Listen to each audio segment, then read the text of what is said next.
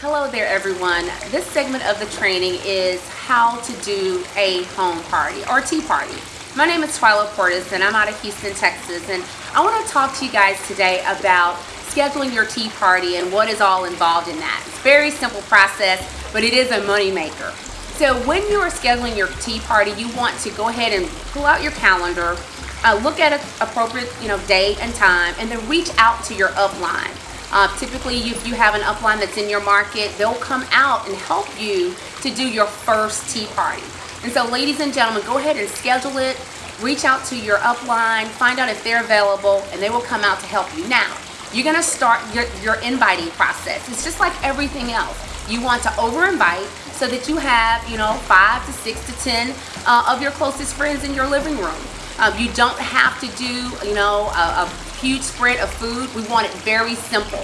We want something dry and something wet. Of course, your IASO tea is your wet. And then something dry, something maybe nutritional that you will have there for refreshments. So once you have now scheduled your date, you've reached out to your upline sponsor to see if they are available, and now you're ready to start the invite. You're going to call your friends and just let them know that you are very excited about something. You want to invite them over for a cup of tea and refreshments, and that you have an opportunity that you want to share with them. As your prospects, or your guests I should say, are entering the room, you want to have some music playing. Now, I typically have something jazz that is across all barriers, and it's a socializing atmosphere. So as people are coming in, you're socializing with them, finding out who invited them, of course edifying the person that invited them, and just welcoming them to your home. So you're the host, that's your responsibility. And then of course once your upline is there, then you guys want to get started. Now, the host of the tea party is responsible for coming up and sharing your testimony, and then of course welcoming your guests there, and then introducing the person who is going to present the information. Once the information is presented, then of course you want to be able to close the room. What do I mean by that? I simply mean that you want to ask for the money. Typically what happens a lot of times at tea parties is that you will present the information and then you'll thank everybody for coming, and you forget to ask for the money, which is the reason that the people are there, so that you can obviously share the products or sell the products and or the opportunity. So you want to make sure you have your applications, you want to make sure you have customer forms, you want to make sure that you also have product. That's a huge part of being able to host your very own tea party, is having product on hand. And so at the very end, you'll close and just obviously share with individuals the paperwork.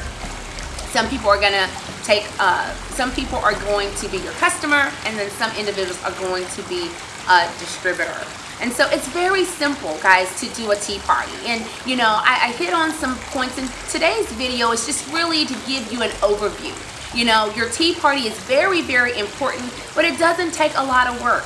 You don't want to be weekend warriors. You want to book your tea party within 24 to 48 hours from getting started into the business, and get it behind you. Your first one is usually the hardest, but get it behind you. 5 to 10 to 6 people in your living room. Very simple. Something very inexpensive for your refreshments, because when people are coming in, they want to see that this is duplicatable. They want it to be very simple, and so therefore you want them to see that they can do it as well, and they don't have to go out and spend a whole lot of money.